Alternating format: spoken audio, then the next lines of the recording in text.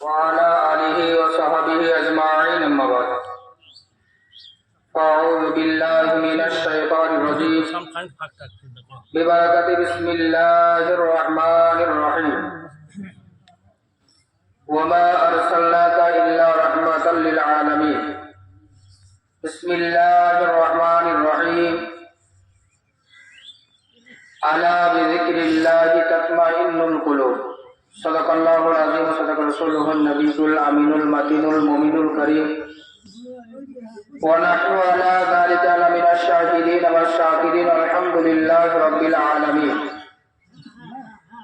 الحمد لله সমস্ত তারিফ ও প্রশংসা সেই মহান রব্বুল আলামিন নিমিত্তে যিনি এক অদ্বিতীয় ওয়াহদাহু লা শারীকা লাহু যে আল্লাহ রব্বুল আলামিন খালিক কায়নাত রব্বে কাদির জুল জালাল ইকরাম আজকে আমাদেরকে সকলকে দয়া করে মায়া করে মমতা করে রহমত করে আজকে এই ঈদুল ফিতরের 2 রাকাত ওয়াজিব নামাজ পড়ার তৌফিক দান করেছেন সেই আল্লাহ তাবারক ওয়া তাআলা রব্বে কায়নাত জুল জালাল ইকরামের উপরে লাখ লাখ শুকর আদায় করি সকলে বলি আলহামদুলিল্লাহ। তারপরে পরে আকায় নামদার মাদানিকে তাজদার গণজানের মালিক মুখতার নবী জামান পয়গম্বর আযম জনাবে মুহাম্মদুর রাসূলুল্লাহ সাল্লাল্লাহু তাআলা আলাইহি ওয়াসাল্লাম যে নবীকে সৃষ্টি না করলে আসমান জমিন পাহাড় পর্বত নদী নালা এক কথায় 18,000 মাখলুকাতকে সৃষ্টি করা হতো না, যে নবীর উম্মত হিসাবে আল্লাহ তাবারক ওয়া তাআলা রব্বে কায়নাত জুল জালাল ইকরাম আজকে আমাদেরকে গণ্য যোগ্য মনে করেছেন, তাই আমাদের জীবন ধন্য হয়েছে। সে নবী পাক সাহেবে লাউলাক সাল্লাল্লাহু তাআলা আলাইহি ওয়াসাল্লামের উপরে অগণিত দরুদ ও সালাম শান্তি দ্বারা অর্পিত হোক। সকলে বলি আল্লাহুম্মা আমিন। বিরাদার মিল্লাত ইসলামী আয়োজন মোহতারাম, আজকে আমাদের কাছে একটা বড়ই খুশির দিন। আজকে আমাদের একটা বড়ই খুশির দিন যে মাহে রমজান মাসের 1 মাস রোজা পালন করে শ্যাম সাধনা করার পরে আজকে আমরা এই খুশির দিনটা পেয়েছি। বিরাদার মিল্লাত ইসলামিয়া আয়োজন মোহতারাম, আল্লাহ পাক রব্বে কায়নাত জুল জালাল ইকরাম পবিত্র কালামুল্লাহ শরীফের মধ্যে ইরশাদ করেছেন ওয়া মা আরসালনাকা ইল্লা রাহমাতাল লিল আলামিন। হে নবী, আমি আপনাকে পাঠাইনি, যদি পাঠিয়েছি তো দোনো জাহানের রাহমাতাল লিল আলামিন করে পাঠিয়েছি। জোরে বলুন সুবহানাল্লাহ। আল্লাহ বলেন যে হে নবী, আমি আপনাকে পাঠাইনি, যদিও বা পাঠিয়েছি দোনো জাহানের রাহমাতাল লিল আলামিন করে পাঠিয়েছি। আল্লাহ পাক রব্বে কায়নাত জুল জালালের তো আল্লাহ পাক রব্বে কায়নাত জুল জালালের তো আরো ঘোষণা দিয়েছে যে আলা বিযিকরিল্লাহি তাতমাইন্নুল কুলুব।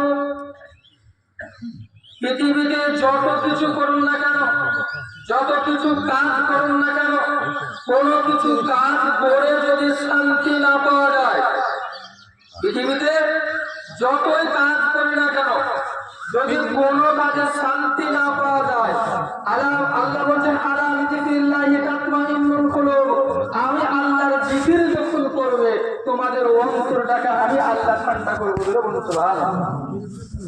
আল্লাহ পাক বলছেন যে যখন তোমরা আমার জিকির করবে আমি আল্লাহ তোমাদের অন্তরটাকে ঠান্ডা করব এবং অন্তরের ময়লা মাটি আবর্জনাটা নোংরাটা পরিষ্কার করবো। ধরে বলুন সুবহানাল্লাহ।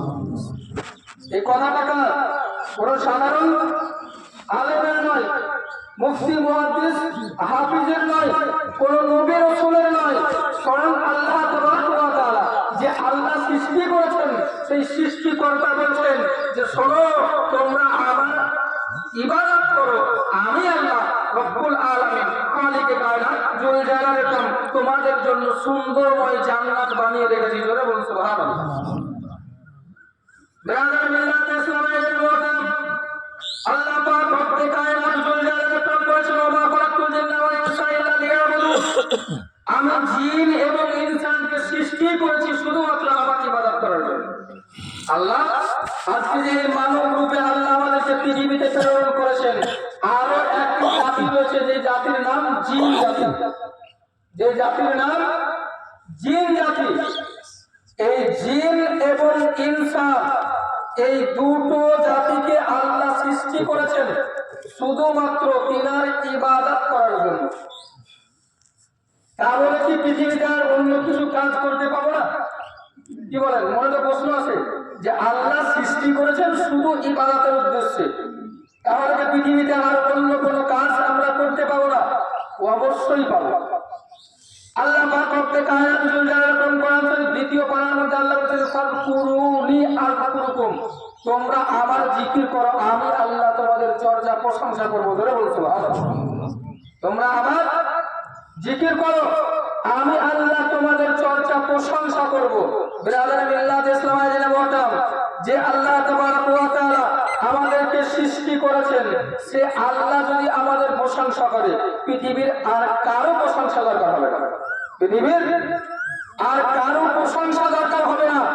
যে আল্লাহ তাবারক ওয়া তাআলা সৃষ্টি করেছেন আমাদেরকে, সেই সৃষ্টিকর্তা যদি আমাদের প্রশংসা করে পৃথিবীর কোনো মানুষ প্রশংসা করুক কিংবা না করুক কোনো কিছু নাই আসে না, আমার আল্লাহ তো আমাদের প্রশংসা করে।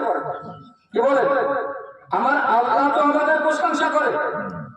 এবার আসুন, আল্লাহ তাবারক ওয়া তাআলা রব্বে কায়নাত যুল জালালাতুল কোরআন বলেছেন ফাদখুলি ফি ইবাদি ওয়াদখুলি জান্নাতি, আমরা ইবাদত করব। আল্লাহ বলেন ফাদখুলি ফি ইবাদি ওয়াদখুলি জান্নাতি, তোমরা আমার ইবাদত করো, আমি আল্লাহ তোমাদের জন্য সুন্দরময় জান্নাত বানিয়ে রেখেছি। ধরে বলছো সুবহানাল্লাহ। কাদের জন্য? যারা আল্লাহ মুমিন বান্দা এবং বান্দী তাদের জন্য, যারা আল্লাহর হুকুমটা মেনে চলে, আল্লাহর কথাগুলা মেনে চলে, আল্লাহর ইতাআত করে, রাসূলের ইতাআত করে চলে, সেই মানুষগুলোর জন্য আল্লাহ সুন্দরময় জান্নাত বানিয়ে রেখেছেন। সুন্দরময় জান্নাত বানিয়ে রেখেছেন। ব্রাদার মিল্লাত ইসলামের মতো আজকে যে আমরা বিগত 1 মাসের রোজা রাখলাম, আজকে আমরা 1 মাসের রোজা রাখলাম, সিয়াম সাধনা করলাম, নামাজ পড়লাম, তাসবিহ তাহলিল জিকির আজকার কোরআন তেলাওয়াত সমস্ত কিছু করলাম। ব্রাদার মিল্লাত ইসলামের মতো আমার আল্লাহ তাবারক ওয়া তাআলা রব্বে কায়নাত যুল জালালাতুল ইকরাম বলেন ওয়াহাবিব, আপনি আপনার উম্মত এবং উম্মতানিদেরকে জানিয়ে দেন, যদি আমার কোনো এবং বান্দা এবং বান্দি, আমার কোনো বান্দা এবং বান্দি যদি খুশি হয়ে আমি আল্লাহর নিকটে সিজদা করে দেয়, আমি আল্লাহর কাছে মাথা নত করে, আমি আল্লাহর কাছে মাথাটা নিচু করে সিজদার তাসবিহটা যখন পড়তে থাকে সুবহানা রাব্বিয়াল আলা, হে আল্লাহ আপনি মহান, হে আল্লাহ আপনি মহান। আল্লাহ তাবারক ওয়া তাআলা রব্বে কায়নাত যুল জালালাতুল ইকরাম বলেন শোনো ও নবী, নবী পাক সাহেবে লাউলা সাল্লাল্লাহু তাআলা আলাইহি ওয়াসাল্লাম, আপনি আপনার ওই উম্মত এবং উম্মতানিদেরকে জানিয়ে দেন যে আপনার যে উম্মত এবং উম্মতি আমি আল্লাহ তাবারক ওয়া তাআলা রব্বে কায়নাত যুল জালালাতুল ইকরামকে মহান বলে ঘোষণা করলো, আল্লাহু আকবার সবার চাইতে বড় বলে ঘোষণা করলো, আমি আল্লাহ তাবারক ওয়া তাআলা আমার সেই উম্মত সেই বান্দা এবং বান্দীদের জন্য একটা সুন্দরময় জান্নাত বানিয়ে রেখেছি, সেই জান্নাতের নাম হচ্ছে জান্নাতুল ফিরদাউস। ধরে বলো সুবহানাল্লাহ। কিন্তু আজকে মুসলমান আমরা সমস্ত কিছু জানার পরেও মানতে পারছি না। কি বলেন? এই রমজান মাস কালকে শেষ হয়েছে, শাওয়াল মাসের চাঁদ উঠেছে, এই রমজান মাসটা খুব সুন্দরভাবে কাটলো, ইবাদত মসজিদে মসজিদ পূর্ণ হয়ে যাচ্ছিল, আলহামদুলিল্লাহ ভালো লাগছিল, নামাজ পড়তে পড়াতে দুটোই ভালো লাগছিল।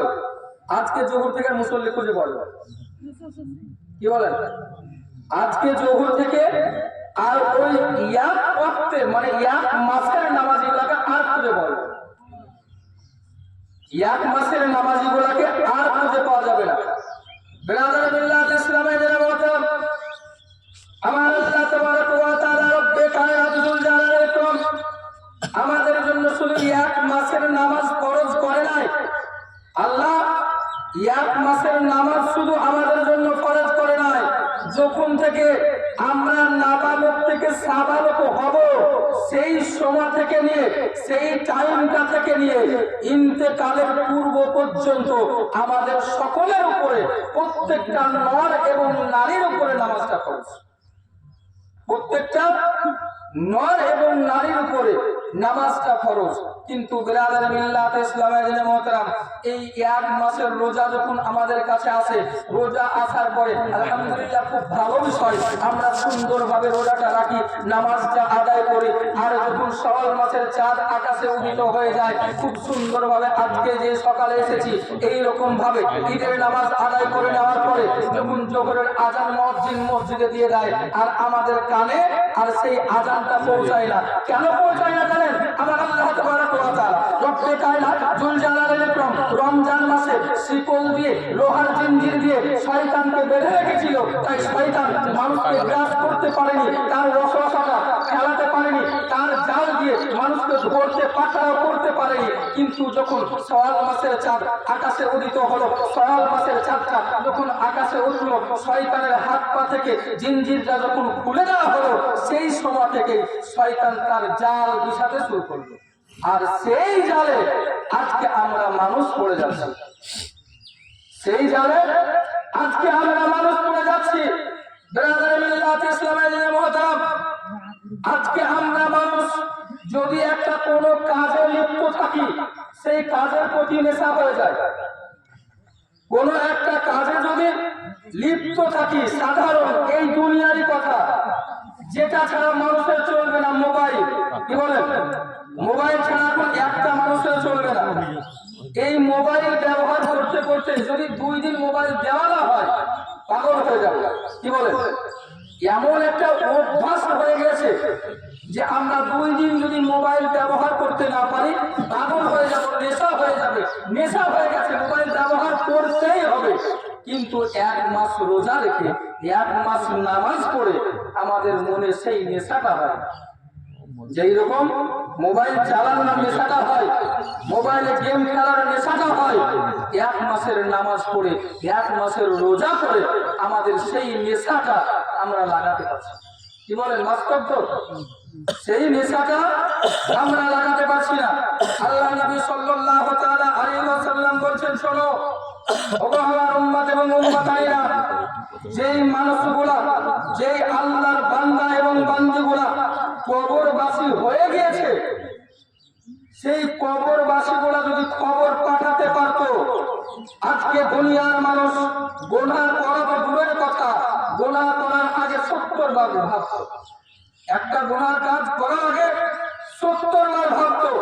কিন্তু আজকে মুসলমান, কবর থেকে তো খবর পাঠানো হয় না,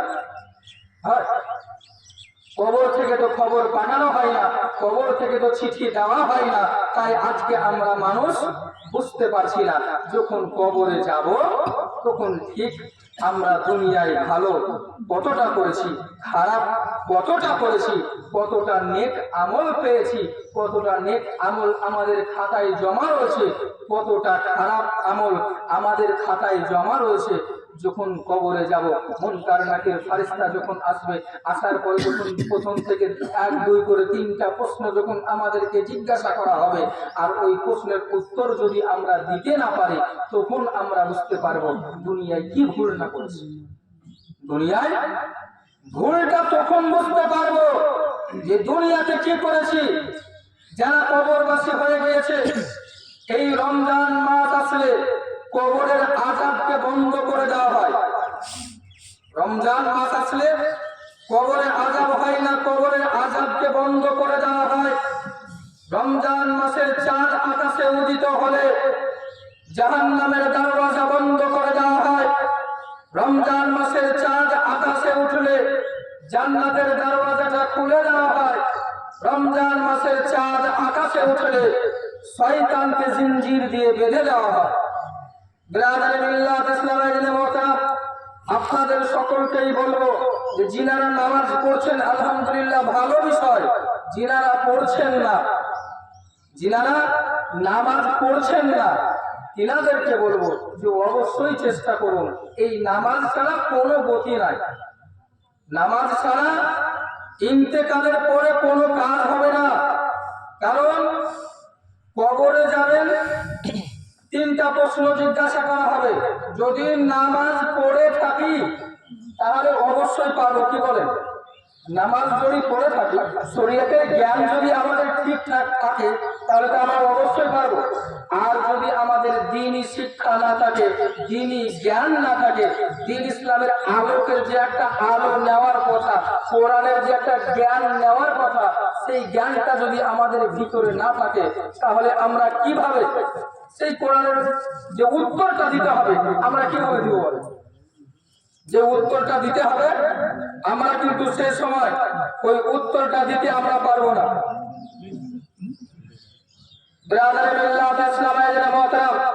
আল্লাহ নবী সাল্লাল্লাহু তাআলা আলাইহি ওয়াসাল্লাম বারবার করে বলে গিয়েছেন মানুষের প্রতি, তিনার উম্মত এবং উম্মতানিদের প্রতি নবী পাক সাহেবে লাউলা সাল্লাল্লাহু তাআলা আলাইহি ওয়াসাল্লাম সকল সময় সবাইকে শিক্ষা দিয়ে গিয়েছেন কিভাবে চললে, কোন পথে চললে, কোন মত মেনে চললে, কোন রাস্তায় চললে জাহান্নামের আগুন থেকে দূরে থাকা যাবে, কোনটা সঠিক রাস্তা, কোনটা বেঠিক রাস্তা, কোনটা ভালো রাস্তা, কোনটা খারাপ রাস্তা। নবী পাক সাহেবে লাউলা সাল্লাল্লাহু তাআলা আলাইহি ওয়াসাল্লাম আজকে আমাদেরকে সকলকে সেই সঠিক পথটা দেখিয়ে গেছেন।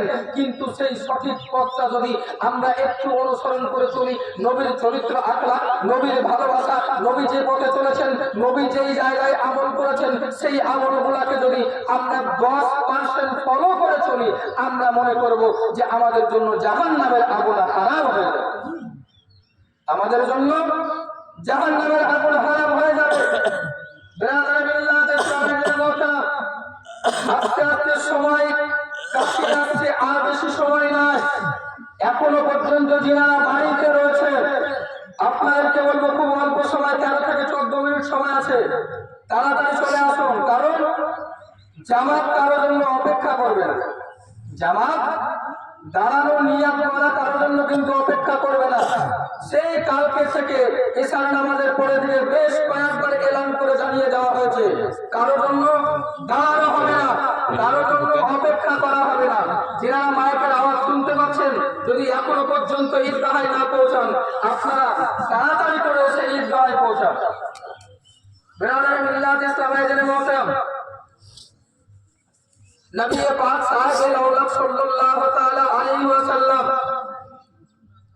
তিনার উম্মত এবং উম্মতকারীদেরকে বেশ কিছু শিক্ষা দিয়ে দিয়েছেন।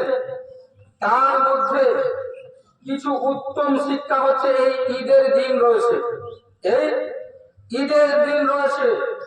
সর্বপ্রথম যেটা সেটা হচ্ছে যে এই ঈদের দিন সকাল বেলায় উঠে খুরমা কিংবা খেজুর কিংবা কোনো মিষ্টি জিনিস খাওয়া হচ্ছে সুন্নাতে রাসূলুল্লাহ সুবহানাল্লাহ। এই ঈদের দিনে খেজুর, খুরমা কিংবা কোনো মিষ্টি জিনিস খাওয়া হচ্ছে রাসূলুল্লাহর সুন্নাত। ঈদের দিনে গোসল করা হচ্ছে সুন্নাত। ঈদের দিনে গোসল করে ভালো কাপড় থাক কিংবা না থাক, এখনকার জামানায় এইরকম কেউ নাই যে ঈদের দিনে একটা পোশাক কিনতে পারবে না, কি বলেন? আছে? এখনকার সময় আমাদের মাঝে সবাই বলছেন যে ঈদের সময় ঈদের জন্য একটা নতুন পোশাক কিনতে পারবে। নবী পাক সাহেবে লাউলা সাল্লাল্লাহু তাআলা আলাইহি ওয়াসাল্লাম বলেছেন, যদি তোমাদের নতুন পোশাক কেনা না হয়, ভালো কিংবা খারাপ বাড়িতে যেটা আছে তোমার যেটা পছন্দ তুমি সেই পোশাকটাই পরিধান করো এবং সুরমা লাগাও, আতর লাগাও। লাগানোর পরে বাড়ির যে গার্জিয়ান রয়েছে তার সঙ্গে মুসাফা করো। আব্বা এবং আম্মা যদি থাকে তাদের পায়ে চুমা দাও, জোরে বলুন সুবহানাল্লাহ। আব্বা এবং আম্মার পায়ে চুমা দেওয়া। রাসূল পাক সাহেবে লাউলা সাল্লাল্লাহু তাআলা আলাইহি ওয়াসাল্লাম বলেছেন যে জান্নাতের চৌকাঠে চুমা দেওয়ার পরিমূল্য, জোরে বলুন সুবহানাল্লাহ। আব্বা মায়ের পায়ে কদমে পায়ে চুমা দেওয়া আর জান্নাতের চৌকাঠে চুমা দেওয়া সমান। আজকে আমরা গুনাহগার উম্মত জান্নাতে যেতে পারবো কিনা জানি না, জান্নাতের চৌকাঠ পর্যন্ত পৌঁছাতে পারবো কিনা জানি না, কিন্তু পৃথিবীর বুকে যে জান্নাত বলে আল্লাহ ঘোষণা করেছেন সেই জান্নাত পর্যন্ত পৌঁছাতে তো পারবো? কি বলে? পৃথিবীর জমিনে আল্লাহ তাবারক ওয়া তাআলার নবী যে জান্নাত হিসাবে ঘোষণা করেছেন সেই জান্নাত পর্যন্ত তো পৌঁছাতে পারবো? ব্রাদার মিল্লাত ইসলামের জনাব নবী পাক সাহেবে আওলাদ সাল্লাল্লাহু তাআলা আলাইহি ওয়াসাল্লাম আরো কিছু সুন্নাতের ব্যাখ্যা দিয়েছেন, বর্ণনা দিয়েছেন। বলছেন শোনো, যখন ঈদের দিন হয়ে যাবে, গোসল হয়ে যাবে, সুরমা লাগানো হয়ে যাবে, আতর যখন লাগানো হয়ে যাবে, যখন ঈদগাহের জন্য বের হবে, ঈদের নামাজের উদ্দেশ্য যখন বের হবে, এক রাস্তা দিয়ে যাও আর অপর রাস্তা দিয়ে ফেরত আসো। একটা রাস্তা দিয়ে যেতে হবে আর একটা রাস্তা দিয়ে আসতে হবে। এবার আপনি বলবেন জি আমাদের তো একটাই রাস্তা। কি বলেন? অবশ্যই একটাই রাস্তা। বাম দিক দিয়ে আসবো, আবার যাবার সময় বাম দিক দিয়ে যাব। তাহলে কি হলো? এক ধার দিয়ে এলাম আর এক ধার দিয়ে গেলাম, সুন্নাতের উপরে আমলটা হয়ে গেল। কারণ দ্বিতীয় কোনো বিকল্প রাস্তা তো নেই এখানে আসা আছে। তাহলে আমাদের সুন্নাতটাও আমল হয়ে গেল। তারপরে নবী পাক সাহেবের আওলাদ সাল্লাল্লাহু তাআলা আলাইহি ওয়াসাল্লাম বলেছেন শোনো, যখন বাড়ি থেকে বের হবে এই তাকবীর পড়তে পড়তে বের হবে, আল্লাহু আকবার আল্লাহু আকবার লা ইলাহা ইল্লাল্লাহু আল্লাহু আকবার ওয়ালিল্লাহিল হামদ। রাস্তায় 10 জন 5 জন মিলে গল্প গুজব না করে, কথা বলতে বলতে না এসে এই তাসবিহ তাকবীরে তাসরিফ পাঠ করতে করতে যেন আসি, এটা রাসূলুল্লাহ সুন্নাহ। জোরে বলুন সুবহানাল্লাহ। ঈদের দিন ঈদগাহে আসা সর্বপ্রথম সুন্নাত। জোরে বলুন সুবহানাল্লাহ। ঈদের দিন ঈদগাহে আসা সর্বপ্রথম সুন্নাত। ঈদের দিন ঈদগাহে তাড়াতাড়ি আসা রাসূলুল্লাহর সুন্নাত। ঈদের দিন কোন রাস্তার ধারে গরিব মানুষ যদি থাকে, এতিম বাচ্চা যদি থাকে, তাকে সাহায্য করা রাসূলুল্লাহর সুন্নাত। তাকে সাহায্য করা রাসূলুল্লাহর সুন্নাত। বিরাদার মিল্লাত ইসলামের জন্য মোহতারাম, আল্লাহ নবী সাল্লাল্লাহু তাআলা আলাইহি ওয়াসাল্লাম একদিন ঈদের দিন তিনার নওয়াসা হাসান এবং হুসাইন রাদিয়াল্লাহু তাআলা আনহুকে নিয়ে ঈদের নামাজ আদায় করার জন্য বের হয়ে গেলেন। রাস্তায় চলতে আরম্ভ করলেন। তিনার নওয়াসাদেরকে, তিনার নাতিদেরকে কত সুন্দর শিক্ষা দিয়েছিলেন দেখুন। যখন রাস্তা দিয়ে বের হচ্ছেন, চলতে আরম্ভ করলেন, কিছুটা পথ যাওয়ার পরে দেখছেন দুইটা বালক, দুইটা ছোট্ট সন্তান রাস্তার ধারে বসে বসে কান্না করছেন। ইমাম হাসান এবং হুসাইন রাদিয়াল্লাহু তাআলা আনহু দৌড়াতে দৌড়াতে গেলেন। যাওয়ার পরে বলছেন ভাইজান তোমাদের কি হয়েছে, তোমরা কান্না কেন করছো? বলছেন আমরা এতিম। ওই বাচ্চা দুটা বলছেন যে আমরা এতিম, আমাদের পৃথিবীতে বাবা মা কেউ নাই।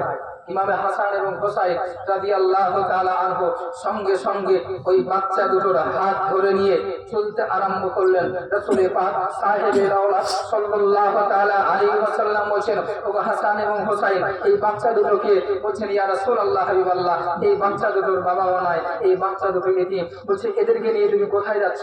বলছেন আম্মি জানের কাছে নিয়ে যাচ্ছি, আমার মা জননী উম্মুল খায়ের ফাতিমা রাদিয়াল্লাহু তাআলা আনহার কাছে নিয়ে যাচ্ছি। এদেরকে, এই দুই ভাইকে সুন্দর করে আমার আম্মা জানকে বলবো গোসল করিয়ে তাদেরকে সুন্দর পোশাক পরিয়ে আমাদের মতো করে যেন সাজিয়ে দেয়। জোরে বলুন সুবহানাল্লাহ। সঙ্গে সঙ্গে নিয়ে গেলেন। মা ফাতিমাতুজ জোহরা রাদিয়াল্লাহু তাআলা আনহা দেখে ছেলের কাজ দেখে খুশি হলেন। ওই বাচ্চা বালক দুজনকে গোসল করিয়ে সুন্দর পোশাক পরিধান করে সুরমা আতর লাগিয়ে সঙ্গে সঙ্গে একটু মিষ্টি খাবার খাইয়ে দিয়ে তিনাদেরকে দুইজনকে একসঙ্গে বাড়ি থেকে বের করে দিলেন। ঈদগাহের উদ্দেশ্যে রওনা হলেন। নবী পাক সাহেবে আওলাদ সাল্লাল্লাহু তাআলা আলাইহি ওয়াসাল্লাম বললেন শোনো ওগো জগৎবাসী, তোমাদেরকে যদি শিক্ষা নিতে হয় আমার নওয়াসাদেরকে দেখে শিক্ষা নাও। তোমাদেরকে যদি শিক্ষা নিতে হয় আমার নওয়াসাদেরকে দেখে শিক্ষা নাও। বিরাদার মিল্লাত ইসলামের জন্য মোহতারাম, শিক্ষার শেষ নাই। কিছু শিক্ষা বই পড়ে শেখা যায়, কিছু শিক্ষা বই পড়ে শেখা যায়, কিছু দেখে শেখা যায়, কিছু শুনে শেখা যায়। ব্রাদার মিল্লাত ইসলামে আইজেনে মোহতারাম, আপনাদের সকলকেই আমি বলবো, আপনাদের ইমাম সাহেব হিসাবে আমার যেটা দায়িত্ব, অবশ্যই বলার দায়িত্ব, যদি না বলি তাহলে গুনাহগার আমি হব। কি বলেন? অবশ্যই বলার দায়িত্ব, যদি না বলি তার জন্য গুনাহগার আমি হব। কারণ আল্লাহর নবী সাল্লাল্লাহু তাআলা আলাইহি ওয়াসাল্লাম বলেছেন, খায়রুকুম মান তাআল্লামাল কুরআন ওয়া আল্লামাহু। ওই ব্যক্তি আমার কাছে সবচাইতে উত্তম যেই ব্যক্তি কোরআন শিখলো এবং অপরকে শিক্ষা দিল। জোরে বলুন সুবহানাল্লাহ।